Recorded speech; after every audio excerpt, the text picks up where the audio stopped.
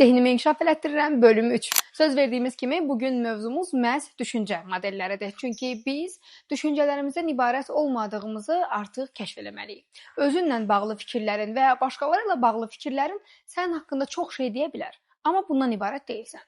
Uğurlu olduğuna da inanırsansa, uğursuz olduğuna da inanırsansa, zaten proses ora gedəcək. Çünki sən sadəcə düşüncədə qalmayıb, bunu hiss səviyyəsinə, sonra da hərəkət səviyyəsinə daşıyacaqsan. Ona görə də hərəkətlərini dəyişdirmədən öncə hər zaman düşüncələrinizin dəyişilməsini tövsiyə edirik. Zehnindəki səs sənin şuuraltı arxivindir və sən daimi olaraq nə eşitmisənsə, onlar ora qayıtlanıb və bugün sənə təqdim eləyir.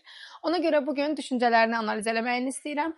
Zehnindəki qarmaqarışıq səsdən düşüncənin fərqi odur ki, bu daha netdir və özün haqqında bəlirli fikir sahibisən.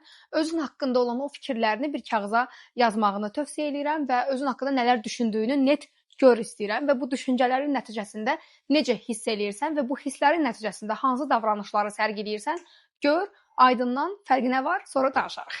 Növbəti seriyada görüşərik.